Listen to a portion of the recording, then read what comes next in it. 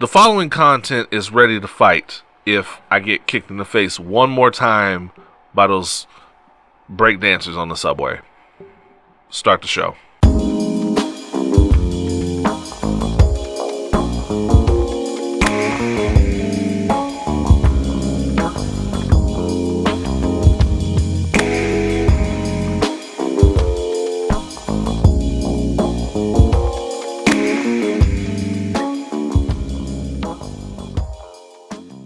And I'm just saying, them be out there flipping over the fucking poles and shit. But what is kind of amazing though is that, you know, they can do an entire performance in a 2-inch by 2-inch space and not hit anybody, and nobody flinches. Nobody flinches. Nobody moves. I love it when I go to New York and like, and you as a visitor think it's the most incredible shit on the planet. And you that are from there here, Showtime, and it's oh shit. They're just trying to make sure they got a Wi-Fi signal. Damn, I saw you this morning on the fucking C train. Y'all have a job? Don't nobody get tips. Nah. Oh no. Plus information plus alcohol equals opinions while black. Your black ass cheat sheet for the weekend foolishness and fuckery. I am your boy Oz. I am D. Randle. Welcome to Opinions While Black After Dark, apparently. Also, I learned this week that we're doing affirmative action all wrong. But we'll get into that later. We're definitely gonna get into that later. Man, it's been a week. It's been a weird week. It's been a week and a half within a week. Man, feels like personally and non-personally. Like, let me just. I'm not gonna give all the details. Or not even a lot. But let me just say, day job, army. The minute you feel comfortable at your job, that's when you're in trouble. Yep. The minute you feel even remotely comfortable at your job, that's when it's a problem. So, you know, keep your head on a swivel. That's all I got to say. Life comes at you fast. Damn. Always have a plan B. Always have a plan B. Hence, opinions while black. Humans ain't shit this week. Before you do that. Oh, shit. Of course. It's been looking at me. Who we got? Let's see. What are we going to toast to? Shit. We could toast to the Hoteps and your mentions. They've been really coming at you this week, man. Look, they have been spicy. Let me tell you, right before we do this shot, the Hoteps have been mad spicy. I keep a few around on social media just for research purposes, because I want to know what they're thinking. But it's almost like Planet of the Apes. You know, when the test subjects finally started getting out, and they fucked Draco Malfoy up in that first movie with James Franco. Oh man. Yeah, man, they starting to get loose. So we have to rein them back in. Hoteps. If you're new, don't come on my page talking that shit. Don't be like that first. That first got the heat. You can too. Other than that, toast to the Hoteps. Fuck you, Boyce Watkins. That is a shot. Woo, buddy. Oh, it's gonna be a day. Yeah. It's gonna be a day, because then I gotta go home. I gotta write some shit. Then I gotta go get more drunk. Let me wash this down with more liquor. Because it's a friend of mine. Because it's a friend of mine's birthday. Shout out to DJ Byrne. Let's go. Happy birthday. Happy grand soft opening of Bar 2200, the new hottest spot in Houston. Many cheers to your success, man. Absolutely. Oh, one quick thing. Go for it. Thanks to everyone who attended the screening of Assassin's Pen this past Wednesday. Yo! Donald Rose and I are very thankful for everyone that came out. Houston showed much love. Thanks for supporting the creative community. Thanks for supporting Black created content. Amen. As well. We'll do it again very, very soon. But thank you to everyone that came out. It was a great night. Yeah, it was a good look, man. With all that out of the way, I guess we can get into the proceedings. Let's get ugly. Humans ain't shit this week. Why? Okay. So, as you know, the Millennium Tour, B2K has definitely made the Millennium Tour very dramatic. One of my friends, shout out to Anissa, was her Insta stories were from the tour. Let me tell you, you could tell who needs this check. You could tell who needs this check more, cause Lil Fizz and Raz B were dancing like they were dancing for Lil Saint. Let me tell you something. They were dancing like that shit was gonna bring Lil Saint back. They needed that check. And I saw, on a side note, real quick before I get into it, I saw Pretty Ricky. If anybody was wondering if Pretty Ricky is back, I saw a clip of Spectacular doing a handstand, having a woman hold him in the handstand, and he ripped his shirt off while standing on his head. That is the strangest shit I have ever seen in my life. I'm actually most impressed by the fact that you know their individual names. Because he's on Love and Hip Hop. Ah, okay. He's on Love and Hip Hop Miami, him and Pleasure P, who seems to have caught like the freshman, sophomore, junior, and senior 15. I've been there. I caught the graduate school 50 without going to graduate school. But yeah. So the Millennium Tour, Raz B has recently, earlier this week, he announced, this all happened in like 24 hours. He announced that he was not going to be on the tour any longer if their former manager, Chris Stokes, was there. Fair enough. And for those of you who are too young to remember this, Raz B, part of the reason B2K could not get back together for the longest was because Raz B named Chris Stokes, their former manager, and Marcus Houston, their predecessors from Immature, IMX, or whatever, in a sexual assault thing. He went on YouTube and said basically that Chris Stokes had raped or molested certain members of B2K, if not all. That was going. And that Marcus Houston also helped. Now, I have mentioned on this show before that he was dismissed as crazy. Not just by B2K fans, by the culture. Because that's what we do. Because humans ain't shit. And I know many of you remember that Young Jock and What's They Face joint, where the joke, no, Chris, no. I know y'all remember that shit. It is hella cringeworthy now. It's awkward. Ugh. And so now,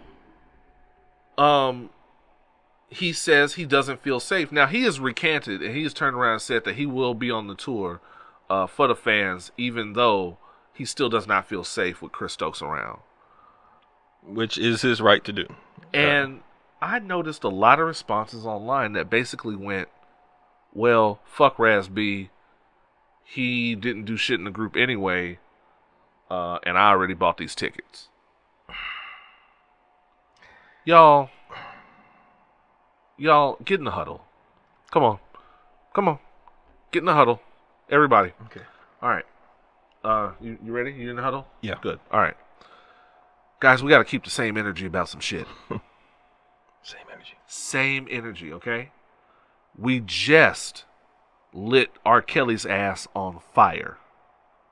We are currently lighting R. Kelly's ass on fire. Yes. The fire has not stopped, and it doesn't look like it's going to stop anytime soon. It's lit.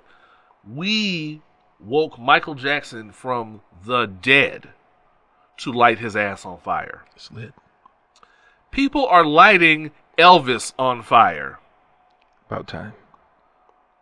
And we got to keep the same energy, fam.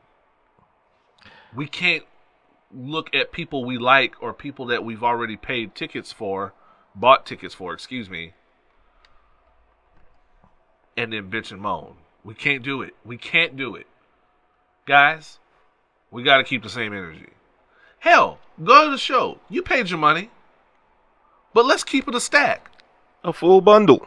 Let's keep Chris Stokes the fuck out of there.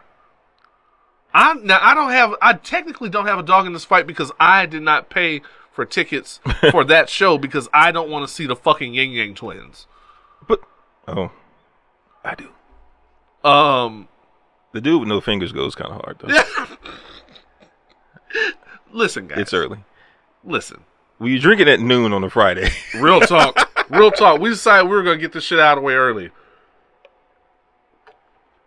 Oh, there it goes. Listen, guys. Let's get Chris Stokes the fuck out of there, then. Get him out of there, man. If y'all love B2K so fucking much that you wanted to pay tickets, that you wanted to buy tickets and put on your fucking jersey dresses and forces, let's keep the same energy. If you love these people so much, you want the best for them. And if you want the best for them, get their rapey ass manager the fuck out of there. My thing is, if you're not going to do that, at the very least, have some sympathy for Raz-B as a victim of sexual abuse. Just some base level sympathy. Like, if he wants to drop out, fine, let him drop out. If he wants to come back, he has every right to do it. But don't diminish him or demean him like that to say that, he really wasn't shit anyway. Like, he's still a person. He's still a dude, I was too old to really give a shit about B2K's discography. I was right in the middle. I was in that generation where you had to give a fuck because the chick you were fucking gave a fuck. Right. So to me, like, Raz-B being on or being off of it means nothing to me, but him as a human being, like, he has every right to feel a certain way about the presence of the person that allegedly did these things to him. And real quick, let's do a quick deep dive on that. If this were, let's say, I don't know, I can't think of a girl group right now, but if Raz-B were a chick, 702. If this were 702, y'all would be trying to get Chris Stokes all the way the fuck out of there. Well, maybe. A lot of them don't like black women. That's true too. That's kind of the problem with that. Yeah, I'll give you that. No, we just have to accept that these motherfuckers just don't care. Just ain't keeping the same energy. Yeah. Fine. All right. Sorry. Yeah. That's the huddle. Yeah, that's the huddle, y'all. Keep the same energy, guys. That's all I'm saying. Keep the same energy about something. You know why? And you know why that's important? Because if we keep the same energy about this thing, then it shows that we're taking it seriously, and they'll take the other thing that we are all in on more seriously. Right. That dog pile y'all doing on R. Kelly, it's going to look that much stronger when we look at other people in the industry that are getting away with this shit, that have been getting away with this shit, and say, no, get the fuck out of here. And it doesn't take anything away from you. At all. I guarantee you, if all of so, and I remember how hard the B2K fans went for that group.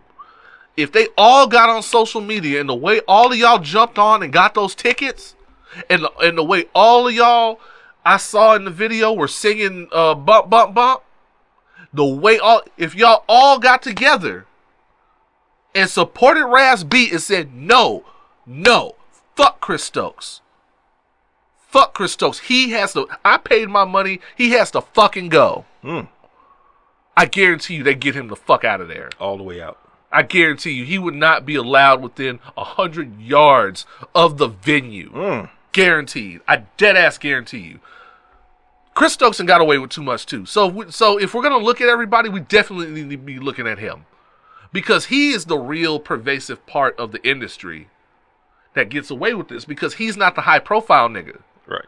He's the low profile nigga that's profiting off of the high profile niggas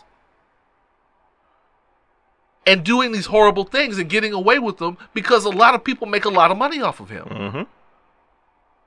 And the people that make money off of him are not going to ruin that cash cow. But we're going to get more into that a little later. All I'm saying is keep the same energy. It's very simple. Keep the same energy. It's not that hard. It's not that hard, for real.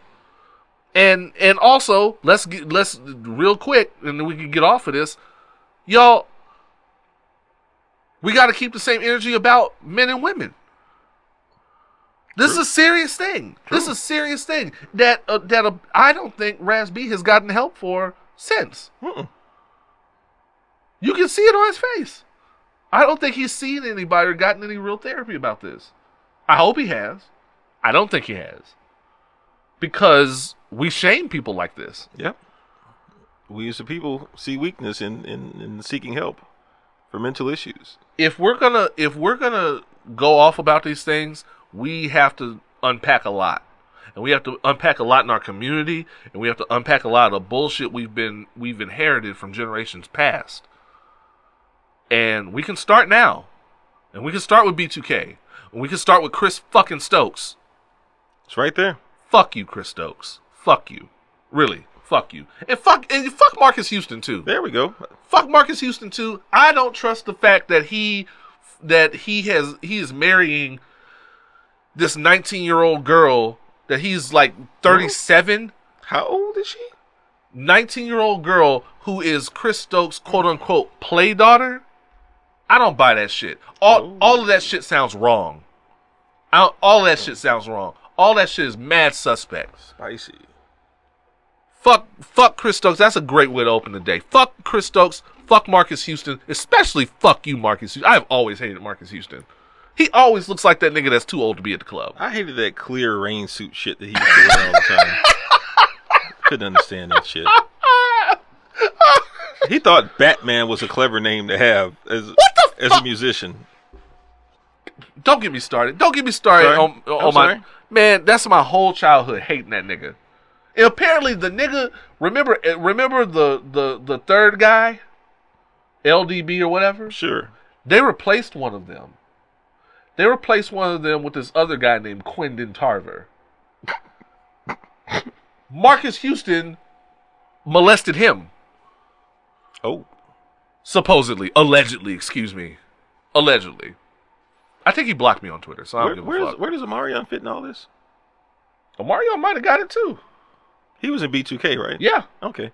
He was the only person whose music I actually cared about. You know, Omarion ain't said shit about this. Shout out to Pharrell. Pharrell saved this whole shit. You didn't save his cornrows though. His cornrows were struggling. Did not. Oh. So is his marriage. Song of the week. Song of the week. Get y'all shit together, man. Song of the week.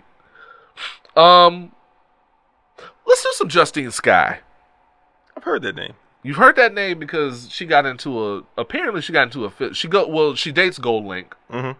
Also, she got into a physical altercation with Sheck West, the dude with that dumbass song. I am not a scary person at all. I am a black man of considerable size. Same. And of not giving a fuckness. Same. That said, if Sheck West surprised me in a dark alley, Sheck West look like he'll fuck a nigga up. I might react one way before I start swinging. I'm just saying. You know the big nigga on like the Arkham and like Spider-Man games that you can't take down with just a regular combo. He looks like the stereotypical black villain. Yeah, hell yeah. That's Sheck West big ass. Anyway, Justine Skye got some bangers, man. Oh. So we're gonna get into one for the song of the week. This is Know Myself featuring Vory. Pour yourself a cup, relax, sit on the patio. It's spring break. The weather's getting nice too. The weather's getting nice. It's warming up. Speed it up. Get a little groove going. We'll be back with more Opinions While Black. Let's go.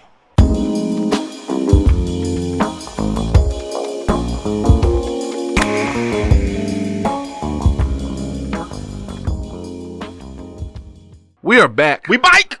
We are black. We are opinionated. And man, we are on our way. Yep. We are on our way to drunk. Who said day drinking isn't a thing? Oh God, it's a thing. Oh man, welcome to Houston. where you gotta wait 15, 20 minutes in line for brunch. I'm gonna say it. Shout out to Phil and Derek's. Shout out to him. Shout out to Phil and Derek's. The most packed brunch at a place with 3 parking spaces I've ever seen in my fucking life. Yeah, they go kind of hard, man. They go very hard for that, and you work for it too, because you gotta, if you can find a space, you gotta park a couple blocks away, get you a nice little walk. Get a walk in. The heat. You gotta stand in that line. Yep. You gotta watch other people eat. You gotta watch other people eat, and when you get to eating, they rushing you out of your fucking table. Yeah. Because there's still a line around the bend at 1:30 in the afternoon. Y'all good? Y'all need me to take these plates? I'm like, I just took my first bite. I'm good, fam. I'm good. Okay. Y'all just let me know. No rush. Here's the check, though. I hate when niggas that wait on tables see you working on some pussy, and they keep coming over. Yeah. You didn't look good when you came over the first time. You're not gonna look good now. And then they move. Then they put you on the spot, and they're like, "So it's just this separate? Or this check together? Just together or separate? Putting you on the fucking or even spot. even worse, when it's like your first date, and y'all haven't really set that, and he just hands you the check straight up, and you can't really be a bitch and go like, actually, yeah, right. You can't get out of it now. Yeah, actually, can you split that though? I almost smacked the shit out of a nigga over that. And you can't turn to your date and be like, hey, so we just gonna go half down the middle, right? Just we're not going to the room, right? Oh, okay. Oh, we are? All right. Now the tip gotta look good. Son of a bitch. Oh, man. Oh, see what's going on in the news, man. R. Kelly, there a recent update. Still. Man, look. I wouldn't report on this shit if the shit didn't keep getting spicier. Let me tell you something. Like this shit is really turning into abducted in plain sight out this bitch. Like, okay. I really could just read the headline and fuck y'all head up, but apparently Robert was one of the accusers has stood up and admitted that they have evidence that Robert Kelly was having sexual relations with Aaliyah's mother. Oh. Shocking, but not shocking. Let's see. In a recent interview, R. Kelly accuser Lisa Van Allen, I remember her, okay, dropped a whammy in relation to Kelly's alleged relationship with the late singer Aaliyah. Well, more specifically, her mother, Diane Houghton. Oh, is this Vlad? This is a Vlad interview. I'm not clicking on that. I'll read the quotes. He actually stayed at their home in Detroit, and her mother actually was sexually attracted to him as well, Allen told Vlad TV. When Aaliyah went to sleep, he would go in the living room, and him and her would do sexual acts on the couch while Aaliyah was asleep in the bedroom. Van Allen also spoke on the long-rumored controversial relationship. Particularly when Aaliyah was around 14 or 15 years old, Allen claims Kelly confided in her about his and the young R&B singer's pins in eyeballs pact. Huh? As in, they wouldn't divulge any details of their sexual relationship, even if harshly interrogated with pins in eyeballs type torture. That's some shit you tell a 14-year-old girl. Okay. That's some shit a nigga would tell a 14-year-old girl.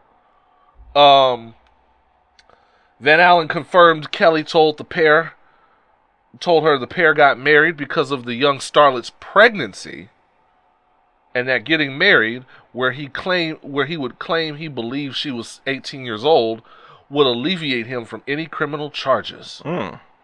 It's not a rumor, it's the truth, said Van Allen. Along with the Aaliyah-related confessions, Van Allen said the 52-year-old singer told her about his own childhood sexual abuse at the hands of his sister.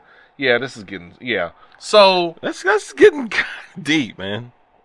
This is getting hella deep. And for you conspiracy theorists out there, this lends further to the ongoing theory that I wholeheartedly believe that Aaliyah's family set her up. Aaliyah's family sold her the fuck out to R. Kelly. And threw in a couple bonus packs, too.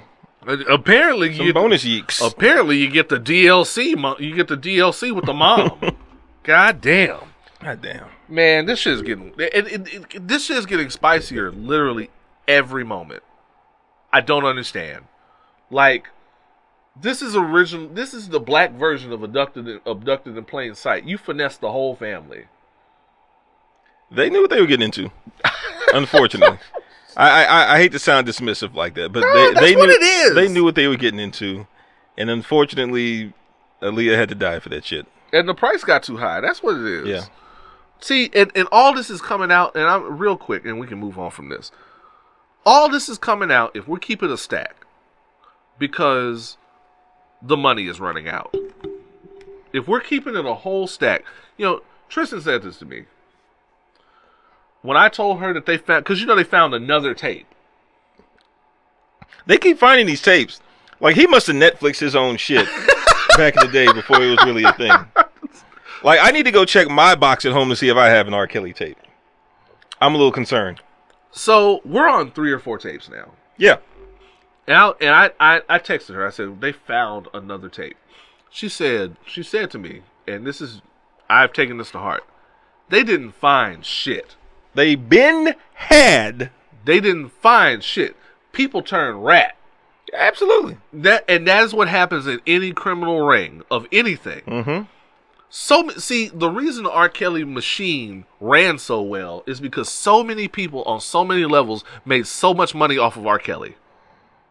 Any artist, any platinum selling artist, so many people get paid just to keep that machine going. The Drake machine, people make millions of dollars off the Drake machine. And so now that I believe the label fucked him out of his publishing. Oh yeah. So well. So now the well is run dry. And when the well is run dry, you got to get it from somewhere. You saw the thing about the child support? Yeah. Andrea Kelly is writing a book. You notice the books don't come out until you can't get no more money out of it. That's what I'm saying. I know they were looking at it like, oh, he can't even pay child support now? Yeah, let me go on and... Andrea Kelly getting that book money. Let me go and pull out this insurance policy real quick. Let me rethink that Simon & Schuster offer. Yeah. And so now... She's dumb, too. These tapes are surfacing. Yeah, she's dumb. No, I get it. No, she is. Because that's not a good look for her. No. At all. The tapes are surfacing. Somebody's getting paid from that. Somebody. If I had an R. Kelly tape on my person, I would definitely be trying to capitalize on it. Yeah, pay off a couple of notes. Yeah, I mean I would anonymously, present it. Like, and I would show up just like the dude that showed up with the lottery with the scream mask on. Like, yeah, let me go and get my check. Let me go and get that. Right, exactly. I don't want no smoke. So this is going to get more interesting. And like I said, I wouldn't keep reporting on it if the shit didn't get crazier every time I look up. It's going to get worse. And it's going to get much worse. Between now and if ever he faces trial for these things, it's going to get wilder because everybody's going to want to cash in before that nigga goes away. Because he's going to sit down this time.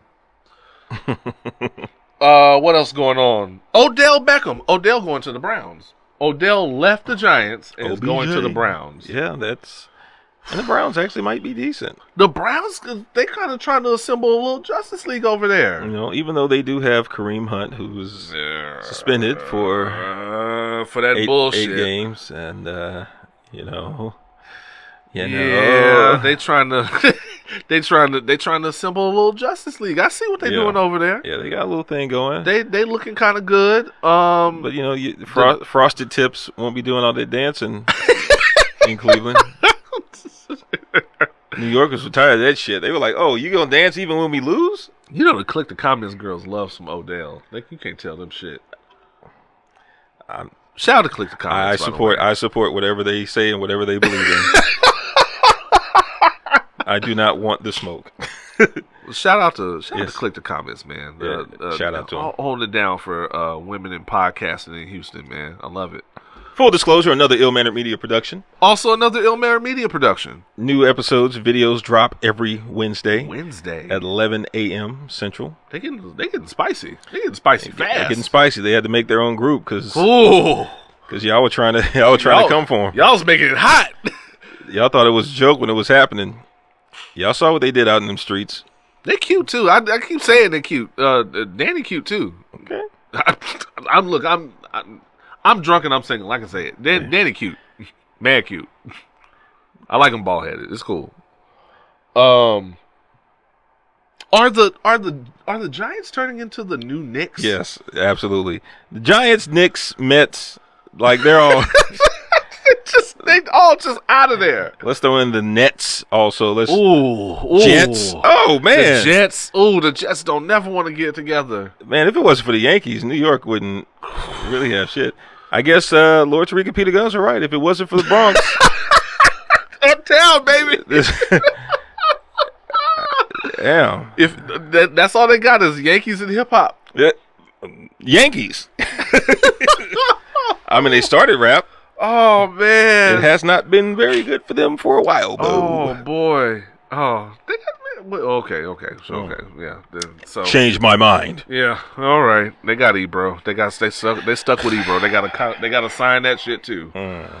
Let's see. What else is going on? The election. Quick election updates. I'd like to take this time to announce that I'm running also. I just decided after that last sip. Fuck it, why not? Oh, you heard it right here. Randle 2020. No. No. Let's see. We got some new names in the hat. Yeah. Beto. Young Betts. Beto O'Rourke, the young god, is in the race for some reason. He'll shake things up a little bit. Here's my thing with Beto. I was going to name everybody, and then I said, okay. No, wait. We got Beto, and we got Stacey Abrams. Shout out. Stacey Abrams, the young goddess, the black woman is God. Still will not concede. Still has not conceded. Oh, like a fucking champ. Okay, so here's my thing. Does Beto have a chance? No, I don't believe he does. No, okay. Honestly. No, I don't either. I firmly do believe, though, that he should have ran for the Senate seat. Given some progress, yes, I do believe that he's, and that's not to say that he won't. That's not to say that he won't, because you can still run for president, drop out early, and then be like, you know what though, I am going to come for this Senate spot, one more again. Yeah. And honestly, I do think that as a Texan, I think that's where his future, his more immediate future is in state politics. I agree. I do think that he has to prove himself more on that level. You gotta beat Ted Cruz first. You gotta. If you can't beat Ted Cruz in the midterms, fam, you got to get the Intercontinental belt before you can get the heavyweight belt. Right. I'm just saying. Right. If you want to be the best, you gotta beat the best. He's not. He's not the best. He's not the best. He's Ted but Cruz. You get what beard. Yeah, come on, man. He does have a little struggle beard shit going on. Yeah. And okay, so yeah, if you want to be the best, you got to at least beat Ted Cruz. Not beating Ted Cruz in the midterm and then trying to run for president, that's like playing Mike Tyson Punch-Out and you can't beat that first dude. You can't get past Glass Joe. That's a problem. Don't jump to Tyson. Yeah, that's a problem. No. If you can't beat Glass Joe, don't even jump to like King Hippo. And make no mistake, Donald Trump is King Hippo. Make no mistake. He doesn't deserve the glory of being Tyson. No. Tyson got his shit together. Stacey Abrams, maybe. Stacey Abrams is going to make somebody's vice president. That's how I feel. Yeah. Her name is in the running because she's going to end up being somebody's VP. And she wants to stay visible, and she wants to stay current, and she's still not conceded. Right, and the thing is, I know that especially on the Democratic ticket right now, it's the campaign trail is kind of stacked right now, and granted, I don't think most of these people know that they're going. I think most of them know that they're not going to win, but they at least want to increase their profiles. They want a platform, which will allow them to either go for a Senate bid or, have some type of influence or be asked to run as VP.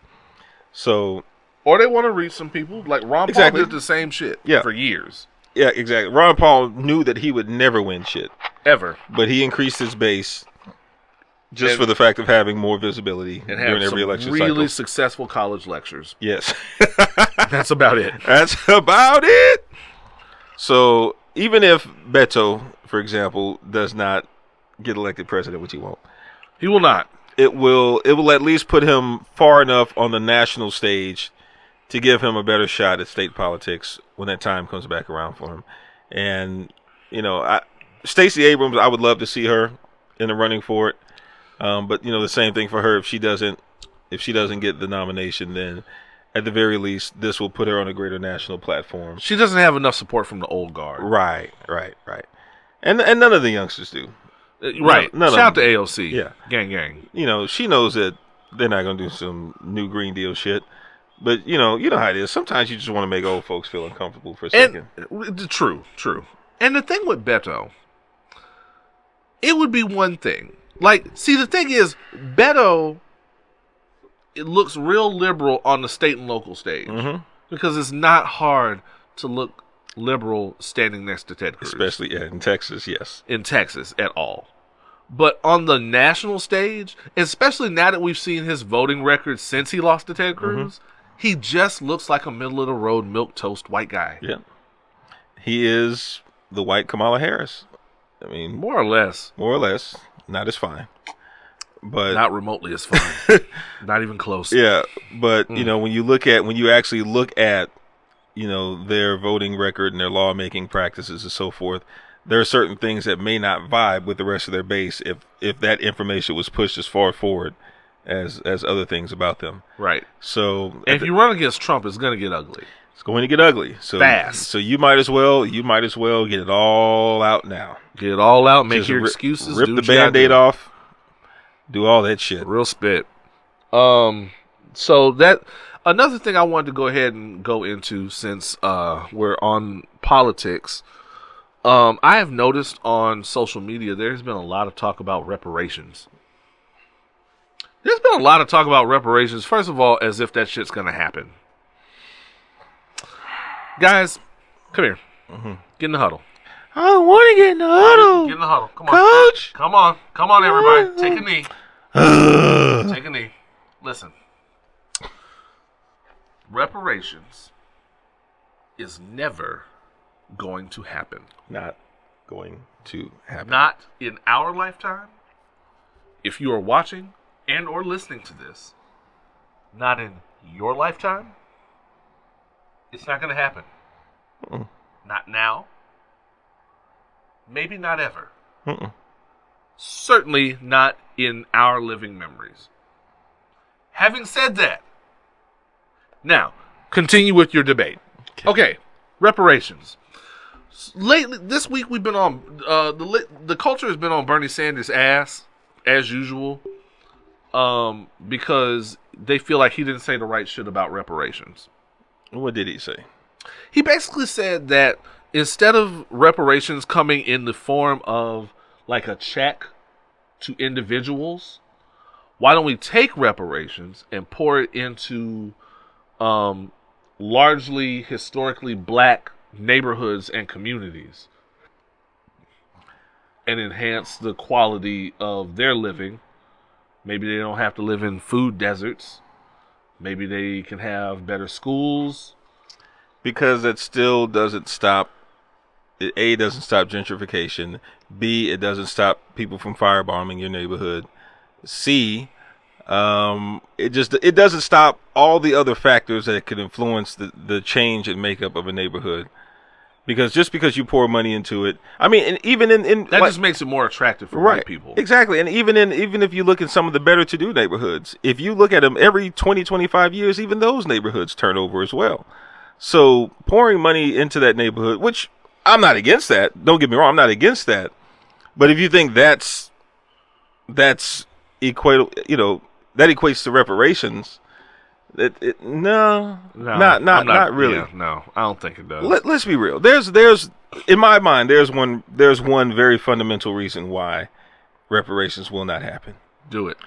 And it's because the burden of proof is on us. In order to receive reparations, all someone has to do is go, oh, okay, you want reparations?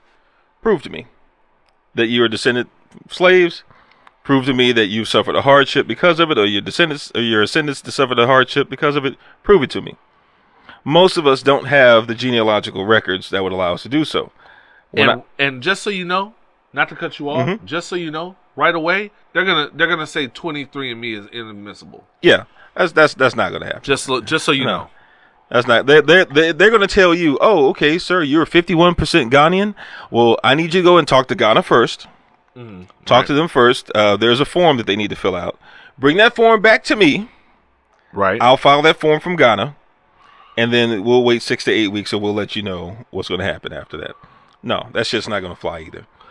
Highly doubtful. A few years ago, I traced my family tree on my mother's side back to a serial number. Oh, really? One of my ascendants was a serial number. I assumed this was a slave, but I could not locate the source of the serial number or where it was registered or anything like that. So the burden of proof is going to be on us. That's first and foremost. Secondly, how do we, if you gave a true calculation of what we should receive as reparations, it's probably higher than our gross domestic product. Agreed. Which, again, won't be paid out to us. But if, let's just say, if I just threw out a random number, $1 million, if every black person in America was entitled to $1 million, what would we do with that shit? I wouldn't do anything productive with it. I'm just telling you now. Most people would not do anything productive with it. And not because you're black, but because you're a person. I don't say, it's not because I'm black. It's because I'm me. Yes. I'm not going to do anything productive with it. I am going to keep my job, but work twice a week and talk shit about it all 16 hours. I'm buying Jordans.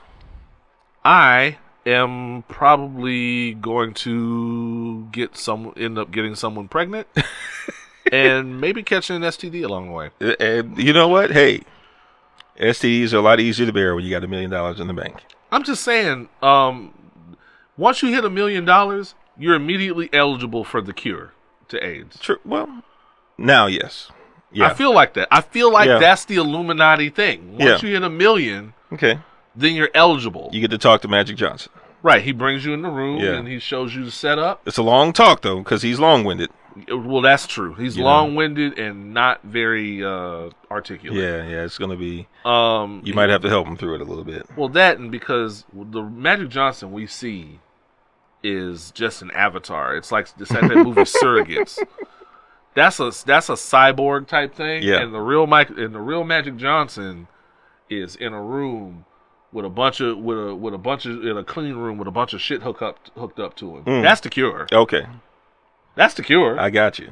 I'm just telling y'all. I'm just telling y'all. All right. Got my tinfoil hat on, baby. Skynet Magic Johnson. Yeah, I see exactly. See what I'm talking about? But yeah, so reparations won't happen, y'all. Let's talk more about and not to sound as a cop out, but serious talk.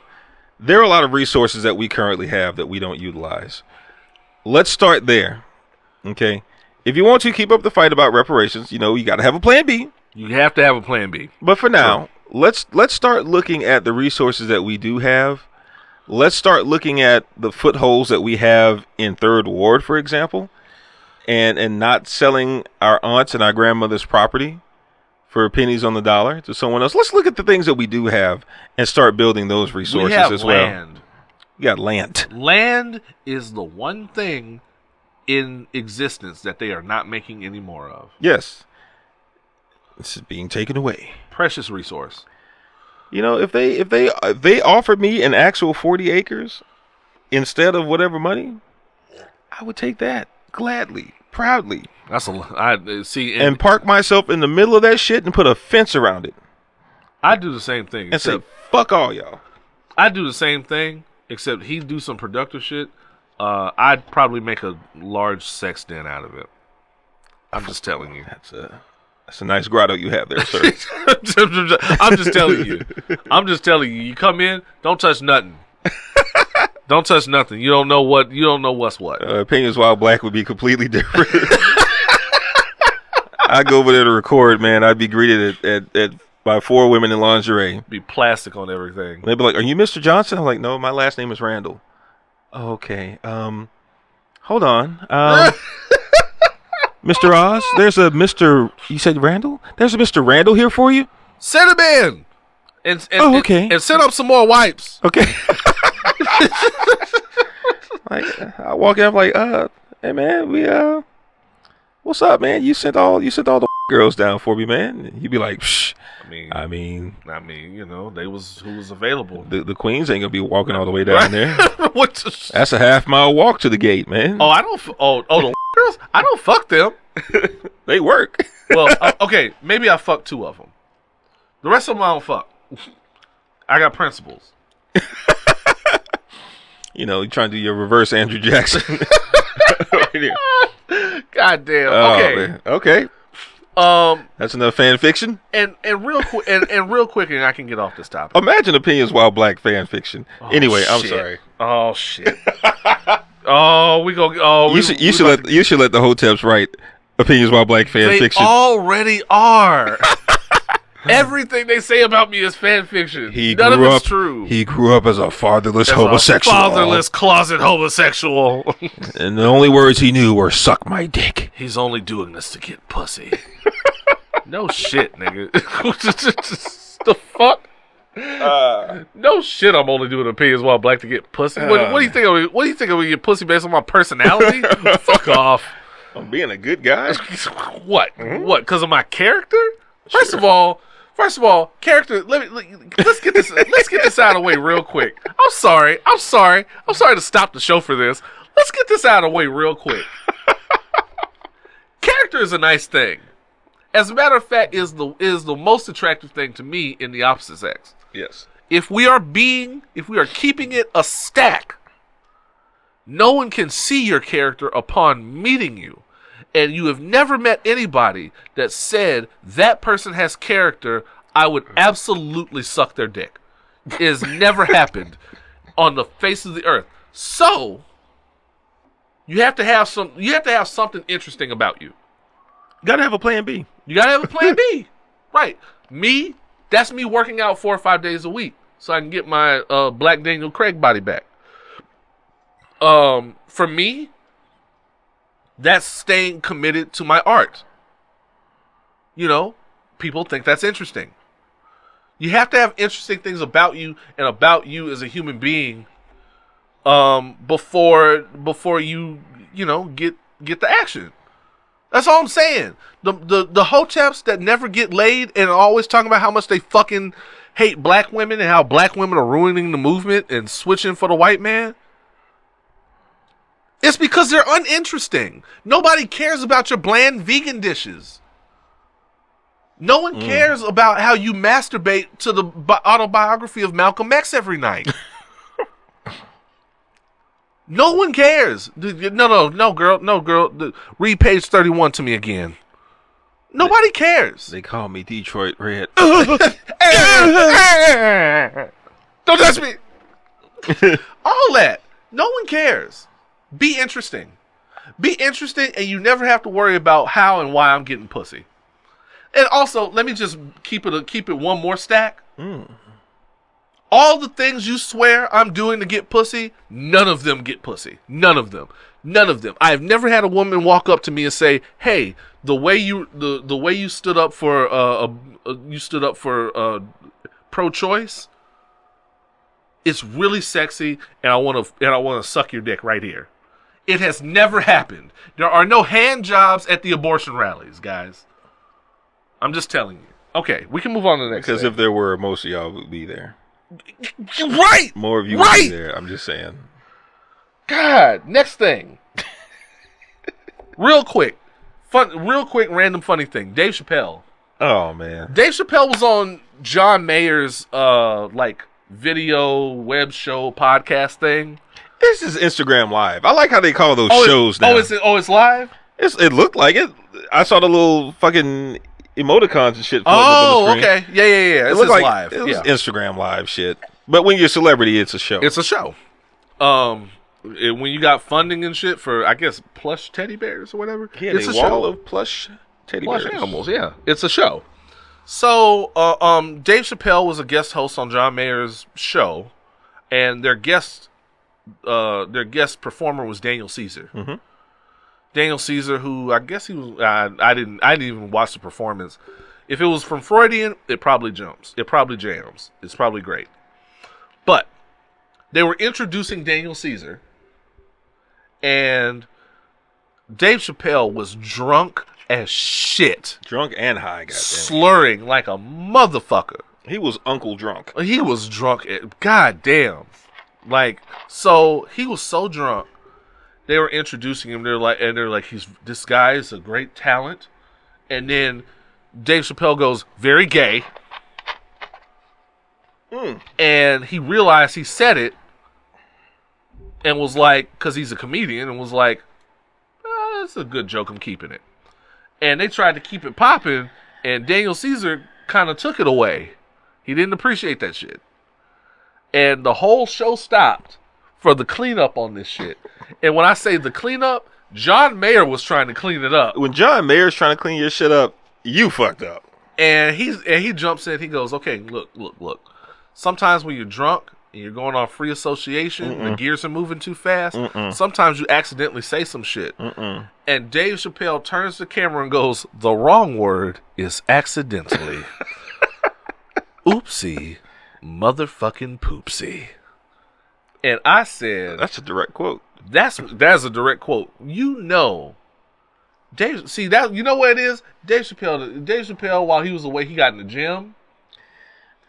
He got that good weed. He got them shoulders rounded off. You know, Dave Chappelle. He a little cut. Yeah, he cut. I still whip his ass. Yeah. I'll fuck him up. But you get a little, once you've been in the gym and you getting a little size on you, gives you a little confidence. Understood. I've been there. And Daniel Caesar is 90 pounds soaking wet. So Daniel Caesar started recanting real fast. He was like, I'm being sensitive. I'm sorry. That's me. I'm being sensitive. John Mayer goes, no. You're not being overly sensitive. Dave Chappelle goes, no. Yes, you are.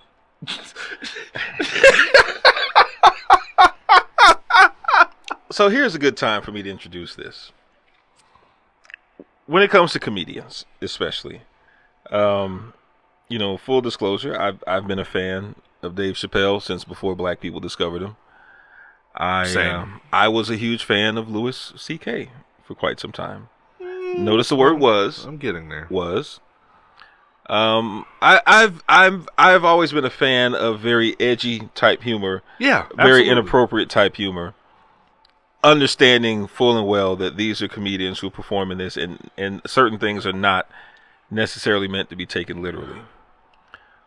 But I also understand that when you are not in a performance, so to speak, you're a comedian, you're not in a performance, I do feel like you should temper your conversations because people around you are not aware that you're joking.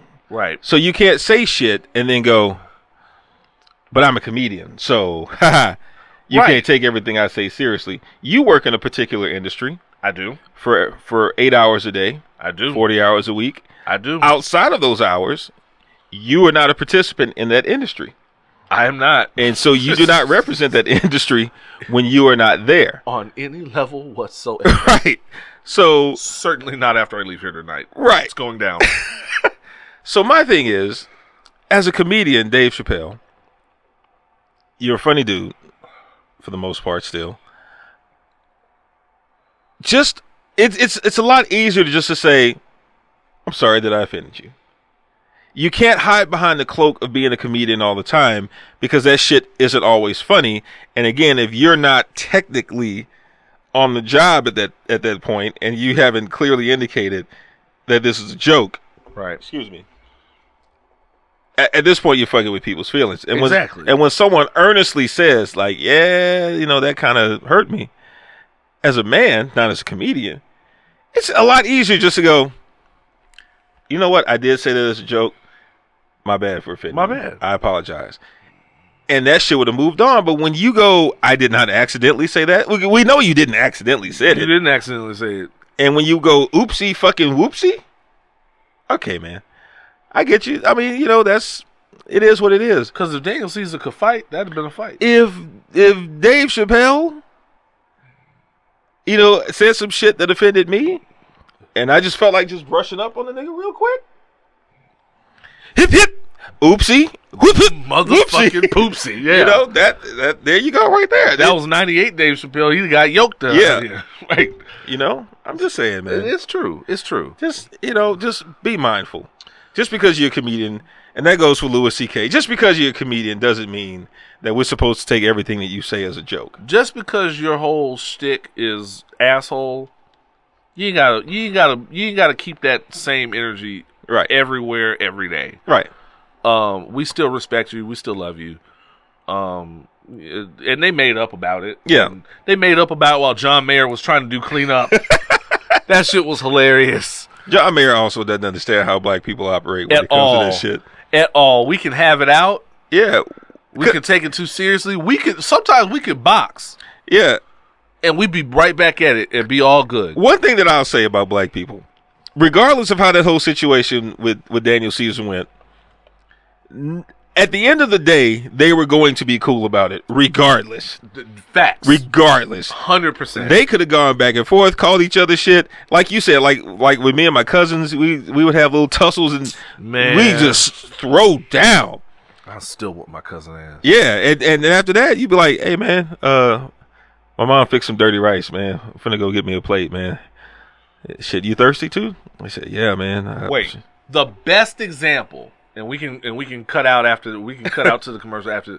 The best example, Lean on Me, when Morgan Freeman and Robert Guillaume got into it, and that nigga went off on Morgan Freeman like nobody had the whole movie and said, contrary to popular belief, I am the head nigga in charge. And then looked at him for a second, the silence said, come on here, let's get something to eat. Yeah. And Morgan Freeman looked at him like he was about to whoop his ass and went, you think you real bad, don't you? And they motherfucking went off to go get something to eat. Yeah, right. That is black folks. That is black folks right motherfucking there. We stick, no matter how much we argue over bullshit, we still in that motherfucker together. Except in the comment section. Except in the comment section. Some of you niggas is getting a little too familiar. Shout out to y'all. Some of y'all can get these hands. On that note, we are going to take a small break. And we'll be back with White People Must Be Stopped. You are currently experiencing Opinions While Black. Sober conversation with the least sober team in podcasting. Pour up.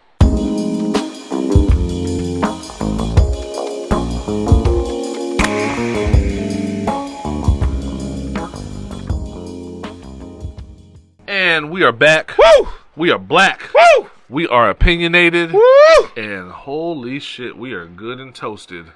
Woo! We are in that thing. Ric Flair drip. Woo!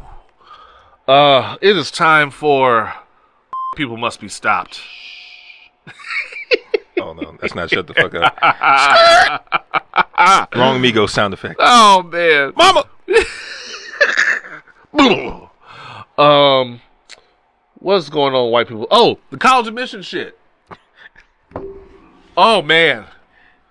Aunt Becky, goddamn Aunt Becky. So, it turns out that celebrities, including but especially Lori Loughlin, you might remember her as Aunt Becky from Full House. Becky. I ain't gonna lie, Aunt Becky she can still get it. Still attractive. Still attractive, real talk. And Felicity Huffman from not as attractive, but from Three Billboards? Wasn't she in Three Billboards? No. She was on Desperate Housewives. She was on Desperate Housewives. Yeah. She has gotten strangely more attractive since Desperate Housewives. She's had some work done or something. Most likely. And by association, her husband, William H. Macy, the God. Hey man. Shout out to Shameless. He had no part in this. Shout out to Fargo. He had no part in this. Everybody, I didn't realize everybody was going to cape for Bill Macy like that. God damn. Now, he knew what was going on. He knew what was happening. Apparently, these people were paying off testing officials, college testing admissions officials, and proctors. So their presumably dumbass kids could get into some prestigious schools of their choice. This wouldn't be so weird if Lori Loughlin's kid, who is an Instagram influencer, whatever the fuck that is,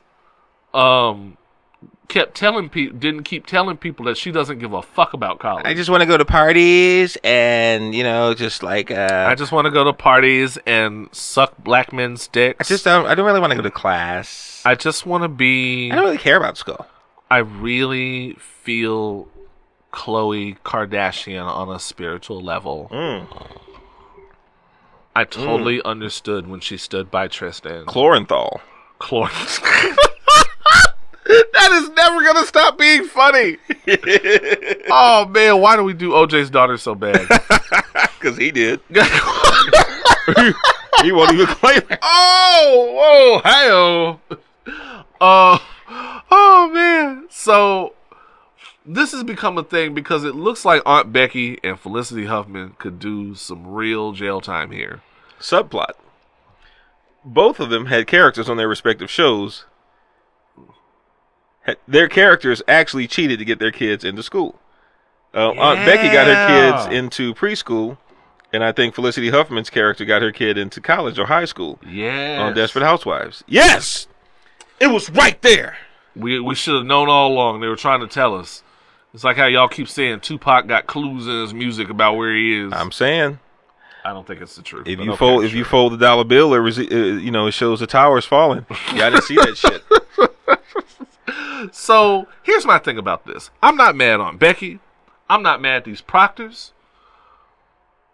I'm mad at the education system. Because let's keep it a bean. The only reason they gave money to people on the admissions level, on the testing level, is because their money isn't old enough for them to just buy Harvard a new science building. Yes. And because Harvard isn't a school about money, it's a school about prestige. And money.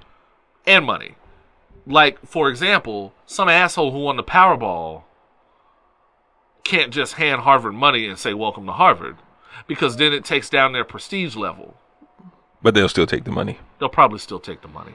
They'll name like a yard bench after you or something. But you won't get in. Yeah, this is the Oz from Opinions While Black memorial bench. Right. In the Commons. But I won't get in. No. Because, again, it takes their prestige points down. Unless, of course, you are what they probably assumed was a charity case, like Barack Obama. But they were using that shit for USC. USC? They were using that shit for USC. Nigga, that's not prestigious. No, it's not. At all. That's not. That is not prestigious on any level whatsoever. That's like the University of Houston. Didn't Pete Carroll coach at USC? I'm just saying, anybody I got accepted to USC. Didn't Michael Vick go to USC? No, he went to Virginia. Oh, okay. Who went to USC? I mean, a lot of people. Yeah. Went to USC. Reggie Bush definitely went to USC. Reggie Bush went to USC. It's not prestigious. And so, yeah. Like I said, I got accepted into USC. I didn't play any kind of ball. I got accepted, and I was like in the lower first quartile of my class. So, how dumb are these bitches? The problem is that we have made the West uniquely more than anywhere else has made education a business. Yes, is made education a job sector, and it has made it to where education is more lucrative than effective in its task, because there are people that have tenure and will remain and will still have a job at Harvard or USC or wherever. But there are people that they are teaching who can't use their fucking degrees. Right. I would say most people. Most people. Most people. Just to give you a little insight, this is me using my journalism know-how that I got from college. I originally went to college for engineering. Electrical engineering. Look at me now, Mom. And so... Also, engineering is bullshit. Kind of. I still don't know what they do. Kind of. No. Philosophy majors. That's bullshit. I get paid to think. Or am I thinking? So, my thing with the education system is that we really have to rethink this on a lot of levels. We have to rethink this on a level of function. We're talking about healthcare, and we've kind of solved the healthcare thing. Just get like the rest of the world. We need to solve the education thing. Education should never be more profitable for the people in that business than it is, or at least there should be some balance. So say profit. you. So say you. No, it's once they realize how much money you can make, because remember, colleges and universities used to only be reserved for the very rich, the affluent. True. And for the aristocracy. Once they realize that you can allow regular people into college, and they'll pay out the fucking nose. They'll pay more of a percentage of their income to go to college than the rich and affluent do. I'm like, shit, this is a profitable business. You can charge them regardless of performance. There's no guarantee of success once you leave college. You're just paying but you still want it. You're still paying for a piece of paper, and then you have people in the in the employment sector. Oh wait, you can't afford it. No, that's okay. We'll start you a line of credit. We'll give you money for it. We'll give you money to give us money. It's cool. Don't worry about paying us back. Guaranteed loan. Don't worry about paying us back right now. Now, when you do start paying us back, you just go to college and get drunk and learn nothing. And, once you do start paying us back, just know that this loan will supersede anything that you have, including your own personal income and taxes. And if you can't pay it right then, don't worry. We'll see what you got in the bank. We'll take it out of that. Yeah.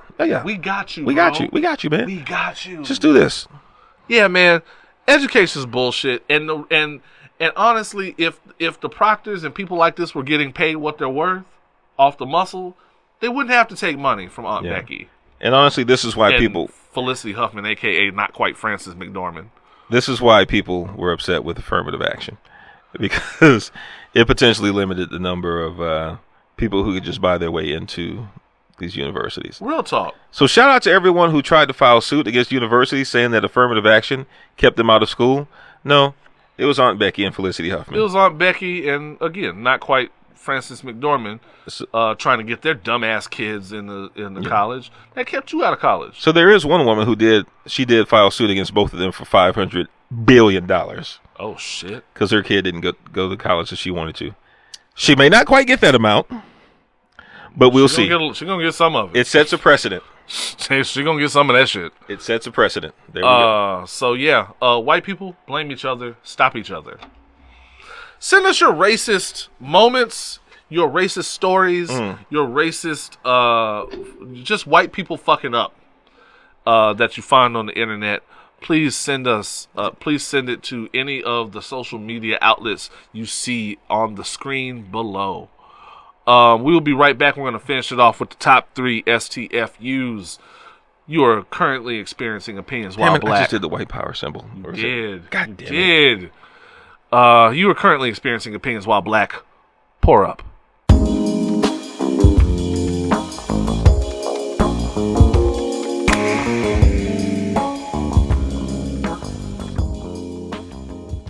We are back. We are black. We are opinionated. And oh lordy, I'm breathing pretty deeply right now. I can hear my breathing. I can hear the whole innards, my whole inner workings going. It is time for my favorite part of the evening. The top 3 STFUs. Who are the 3 people in America who need to shut the fuck up? Number 3. Cory Booker. Oh, Mr. Corey Dawson? Yeah, Mr. Corey. Man, don't get me started. I know, man. Don't get me started. Still hurts. What the fuck? Eric Andre, I could wrap my head around her fucking Eric Andre. He's at least a funny dude. Cory Booker, old square ass. Cory Booker ain't he doesn't know the right sexual positions exist for Rosario Dawson. Like mom jeans wearing Cory Booker. Bruh. Shaking hands with Chris Christie, Cory Booker. Man, look, don't get me started. This is your man's Rosario? Bruh. Yeah, I'm about to show you why. I've been here since kids. I've been here since kids. No, I was here since Josie and the Pussycats. I sat through Josie and the Pussycats for you. For you! And this is how you repay me? Come on, Rosario. Be better than that. Okay, so the bullshit Cory Booker said. Now, as you know, the Democrats, things have been really hard for the Democrats, courtesy of the blowback Ilhan Omar has been getting. Yeah. In response to her anti-Israel rhetoric. Now, goddamn, hi Rosario Dawson. Them titties ain't never stop being nice. Look, so Ilhan Omar has been getting a lot of shit because she's been very vocal and very critical of Israel and the current fuckery that's going on over there, and how they are basically in a fucked up police state. Mm-hmm. How the shit has turned into like Escape from LA over there. It's something that definitely needs to be discussed by more people. It's something they need to stop being so fucking scared of talking about that shit, man. It's something that needs to be discussed, and it's something that needs to be discussed without somebody policing people's speech about it. Yes. That's how Mark Lamont Hill lost his job. And this is me and my limited worldview. Mm-hmm. I felt like even if you disagree with what she said, I don't think that what she said could have been construed as anti-Semitic. At all, whatsoever. Because she was talking about the conditions there. She did not disparage the religion, a group of people at all, or their practices, or any of that shit. Nope. Just the treatment of human beings towards other human beings. That's it. That's my biggest problem with that, is that if you know, we live in a country that always talks about First Amendment, free speech, whatever. And if a person addresses something based on the actual situations and quality of life in a place, in this one particular place, mm-hmm. Because when people talk about how shitty Venezuela is and how they've been in the blackout for a week, nobody's saying that their comments are anti-Hispanic. They're commenting on how the government in Venezuela effectively shut off the power to an entire country because they're not getting what they want. Right. Nobody is anti-Latino. But if someone says that, you know, Israel has basically devolved into a police state, then they're seen as making anti-Semitic comments. And I know part of that is because she's Muslim. But, I don't know. Anyway, I'm sorry. Cory Booker. And so, Cory Booker at a press conference recently was asked about Ilhan Omar and how she has been treated and whether or not the Democrats are going to stand behind her, which they should. Flat out. AOC doesn't have this problem. Mm-mm. AOC let y'all know it's bullshit. What do you think was Cory Booker's response? No, don't answer. I'll tell you. Quote, when a reporter asked Booker about the controversy surrounding Congresswoman Omar, Booker immediately snapped and interrupted her. Here we go. That was polite. Here we go. So we can do the off-topic questions when we finish, a stuttering Booker said. I will happily sit and stand and talk with you about that, but is there anything about this piece of legislation? He didn't even want to go on the record. You cowardly motherfucker. Yeah, he said, I'm just here to talk about the album. I'm not really here to talk about that other stuff. I'm just here to talk about my album. You sorry, cowardly piece of shit. I stand with Ilhan Omar. That is all the fuck you had to say. You fucking chicken shit. Are you fucking kidding me? This should be out of the park. This should be a home run for you Democrats and you chicken shits. Can't even get that right. Are you fucking kidding me? Rosario Dawson, is this your king? Is this your king?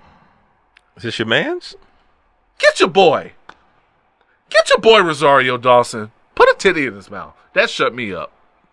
But for a moment, imagine First Lady Rosario Dawson. First Lady Rosario Dawson. My God. Damn. Woo. Okay. Woo, buddy. I'm good. I'm good. I'm great. I'm Gucci. In the meantime, Cory Booker, if you can't say anything to defend your own party, don't say any fucking thing at all. Shut the fuck up. Shut the fuck up. Go back to fucking Rosario Dawson in that one missionary position you know,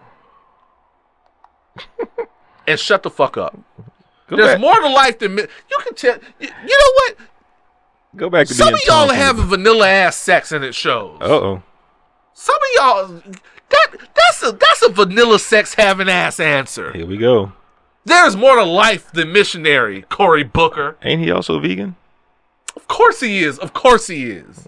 Naturally. Oh, Tom. Nobody who eats meat. Oh, Tom from the Boondocks. Look at that. He is a Tom Dubois ass nigga. He is an old Tom Dubois ass nigga.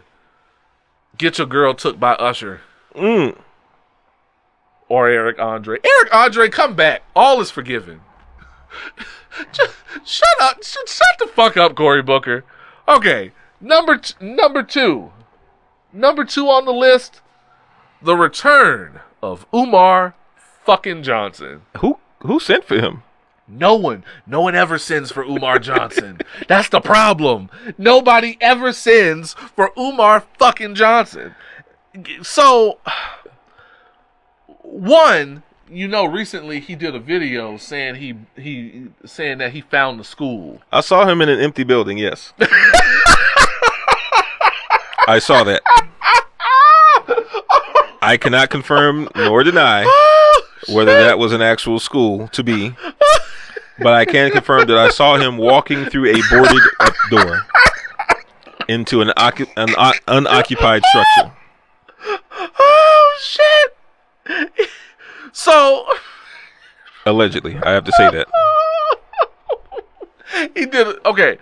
So he did do a video where he went through an empty building and said that he found a place for the school. But the shit looked like he didn't even run the homeless squatters out of there, bro. I wonder if the people who were selling the place knows that, like, because how sometimes you just walk in, like, you know how you used to play bingo? Like, bingo, I got that car. Right. Like, I wonder if he just walked up to the building and was like, this is the building. Turn the camera on. And probably just walked in and just tripped over somebody who was sleeping on the floor like, I found the place. He did that shit from The Walking Dead. Where those motorcycle people that was fucking with Daryl just walked around talking about claimed. Oh my God. Okay. So Umar Johnson was doing a radio interview. It doesn't matter who the radio people are.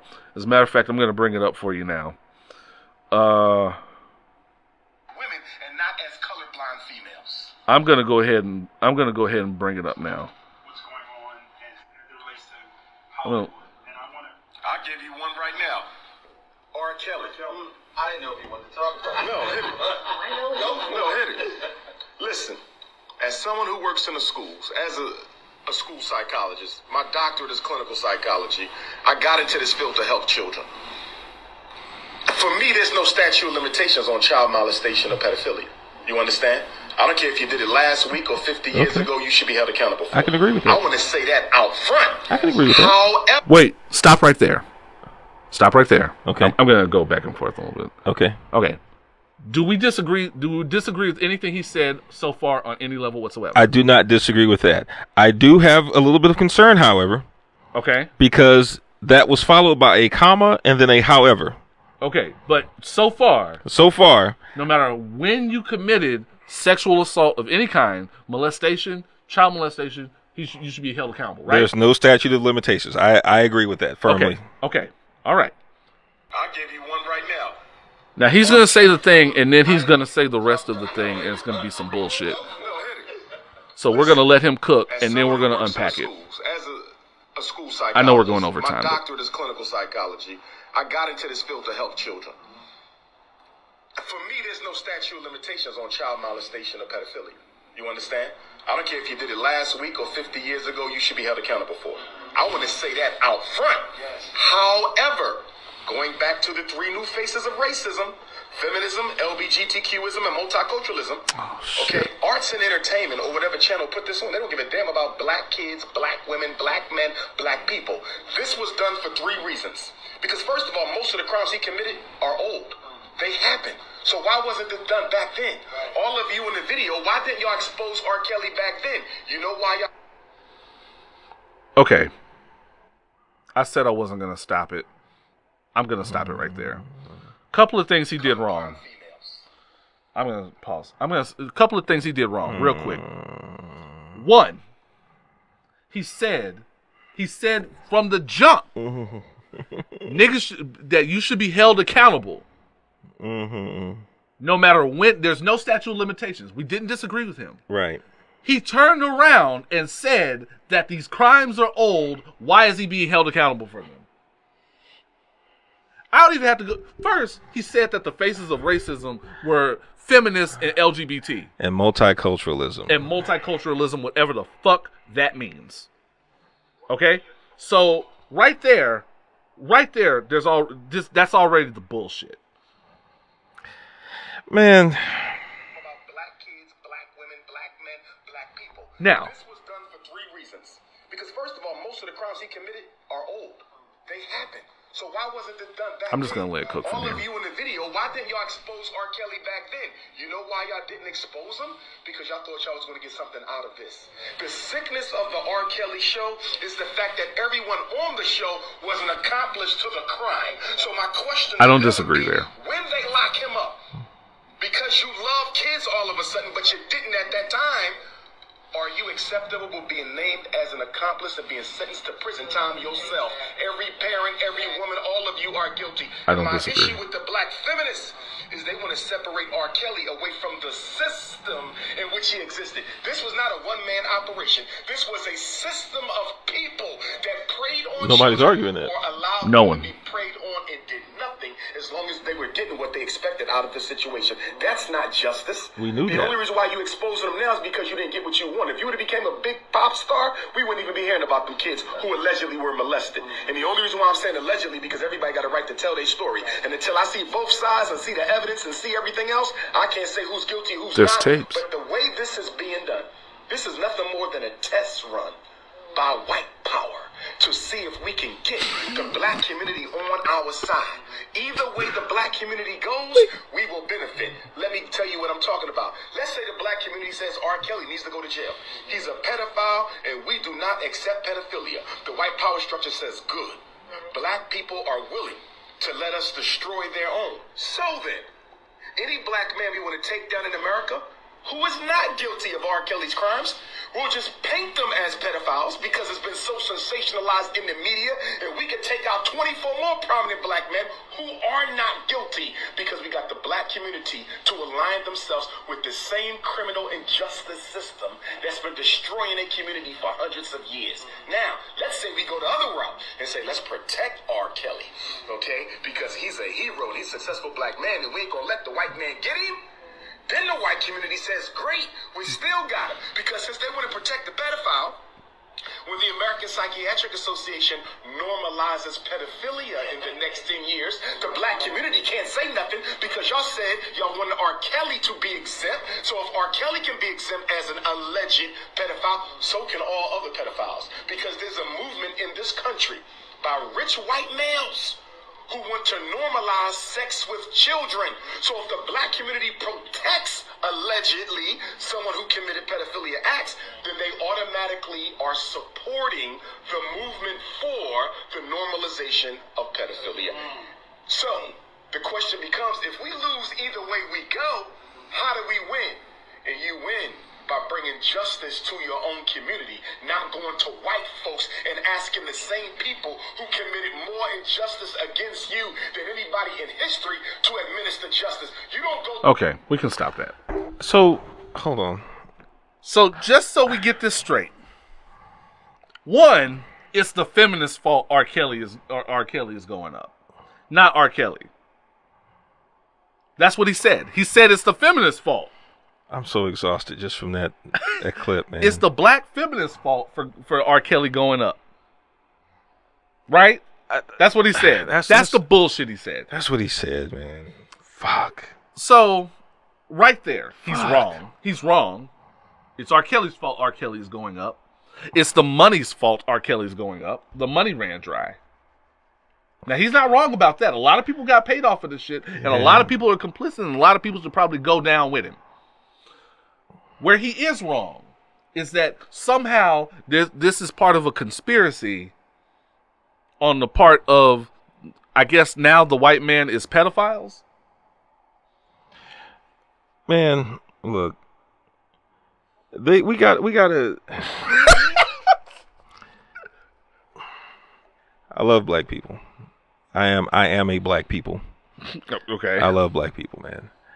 We gotta stop letting people convince us that everything is a conspiracy against us as a litmus test for every fucking thing else. We have to stop letting these nuts hold the microphone. Right. Because, okay, if R. Kelly gets off as a pedophile, which, by the way, he's already done. He has. For the last 15 years at least. He's already gotten off on that. Big facts. And I didn't see the white man coming down and normalizing pedophilia since then. And there have been plenty of chances to do that. And if he goes to jail, I don't see them as saying, okay, now we can start just criminalizing every black person. If they wanted to normalize pedophilia, they'd have did so when Elvis was around. They would have done that already. I mean, they already Elvis was kissing on all them little girls. I mean, they got everybody out the paint already with that shit, man. It's exhausting because I'm picturing myself in a living nightmare as a student going to this fool's school and hearing this nigga on the announcements every morning. Good morning, young brothers and sisters. This is the Honorable Dr. Umar Johnson. And then he gives you like 45 minutes of shit like this every day. And then the other thing is, he said we should try him. We should be holding our own accountable. There is no nigga court. Hey, guess what though? Black people have already tried him, and many of them have found him innocent. And y'all didn't want us to do that. How about that, sir? And you niggas didn't want us to do that. One of them bailed him out of jail. One of them did bail him out of jail. One of them paid his child support. Go talk to them. There were plenty of people showing up at Carrington's when he was there a couple months ago, still taking photos with him. Motherfucking did. So, in the court of popular opinion that you want him tried in, he's already passed. He made Step in the Name of Love a long time ago as his closing argument, and y'all fell for that shit. So, no, sir. You know what? I don't give a fuck. Let that motherfucker rot in jail, and we'll figure the shit. We'll figure the rest of the shit out. I'm just not convinced that all of a sudden him going to jail is going to be the call flag for them to start criminalizing black men and locking them up all of a sudden and saying that they're pedophiles. Shut the fuck up. You know what? I think he's scared that he might get called out on some shit like that. Oh shit!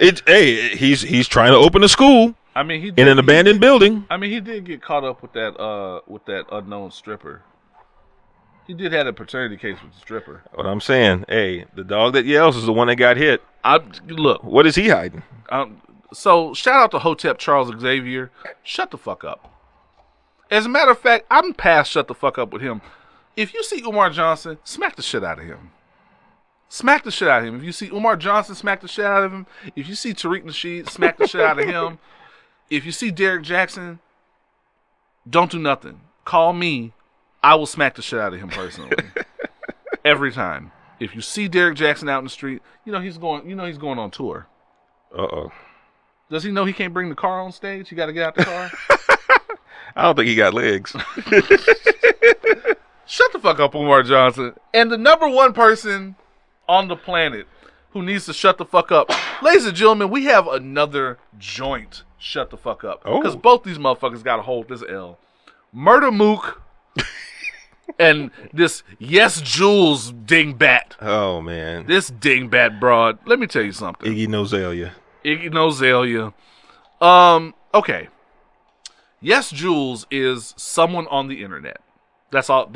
She is a white girl that exists on the internet. She is a mediocre white girl with hips, and apparently black people like that. According to her, she curates the vibes. She curates the culture. She curates the vibes. Could she be more specific? No, she can't. No, because that would mean she would have to pin down that she has a job, and she doesn't. So I don't know a lot about her, but I'm just going to assume that she fucked somebody. Several. She fucked LeBron. Ah, yeah, that's right. She fucked maybe Maverick. I don't know. So that's the vibe that she's curating. That's the vibe. She's curating black dick. She is curating black dick. Okay. Yes, Jules was on Murder Mook's podcast. Why the fuck does Murder Mook have a podcast? Bars.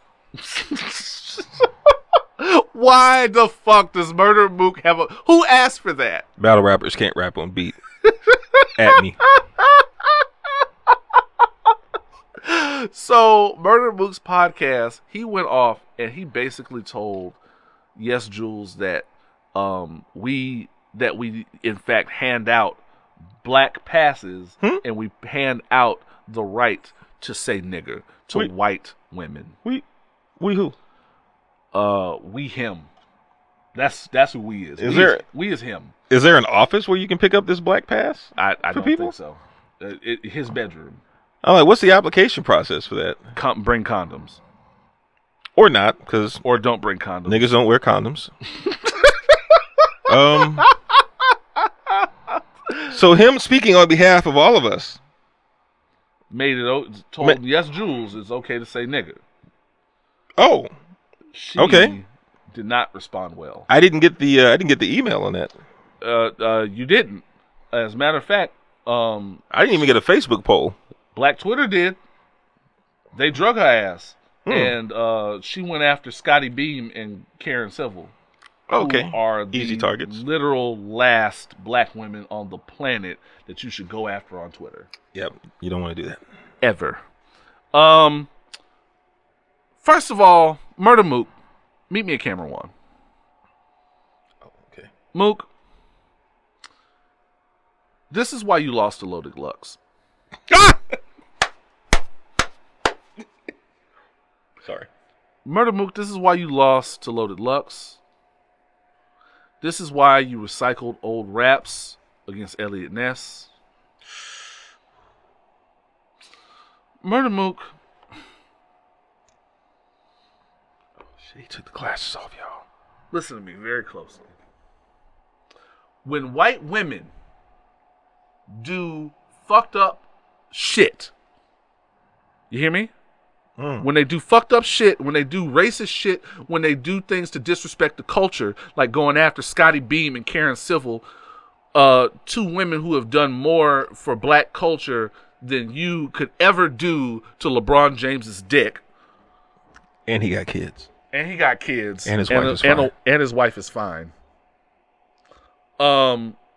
We hold you responsible. Ain't nobody gonna do nothing to Yes Jules because she's nobody to do anything to. As a matter of fact, after this, I'm one of these people who really feels like we should stop engaging her altogether. I don't know who she is, so stop I don't have that problem. Engaging her and stop engaging Tommy Loren. Absolutely. Having said that, that means when she does some shit, we are holding you responsible. You. We're not gonna do nothing to her. We're just gonna smack the shit out of you. Whenever there is some black shit that happens with white people in the vicinity, I always look for the nearest black person to them because you are their representative here in the culture. You are their tour guide here in the culture. So if they did it within the vicinity of you, I'm assuming that you okayed it. You okayed it in the car. You okayed it in pillow talk. You okayed it when their penis was in your mouth. You did it. You understand what I'm saying? So we're holding you responsible now. Anything she does to the culture, we are going to do to you times 3. Anything she says to Scotty Beam and Karen Civil, Joe Budden is going to light your ass up like he did earlier this week on the podcast. Anything you tell her is okay that she does out in the world, to the culture, around the culture, we are going to just smack the shit out of you. Get her together. Look, I'm not telling you not to fuck white girls. I know a couple of white girls I want to fuck now. I'm married. He's married. I'm not. They know. You know why? Because they know. They know there are certain spaces that they can't move in just because they've been around me. They know that there's certain spaces where they just don't get to have an opinion. Or if they're going to have an opinion, they need to ask. They need to ask and take the temperature of the culture. Yes, Jules doesn't do this. And when she does, it's to pander and simp niggas like you. This is why I take offense at niggas telling me I'm just doing it all for the pussy. I don't profit from this shit. You do. And nobody's holding your dumb ass accountable. That's why I get hot about this shit. Because I mean the shit I say. You do not. This was a temperature check for you. This is you trying to make sure you still hot. And you really were never hot. Smack DVD is not hot. Lukewarm. We'll give it lukewarm. You were not hot on Smack DVD. This is why Loaded Lux faded you. I remember. Pepperidge Farm remembers. Murder Mook, quit bringing these white girls onto your podcast because you want them to suck your dick later. Or they already have. Quit giving out the passes, because I'm not giving out passes. D. Randle ain't giving out passes. I don't have any passes. None of my niggas are giving out passes. The only niggas handing out the passes is you. You are only speaking for you. Keep speaking for you. The culture ain't doing this. You are.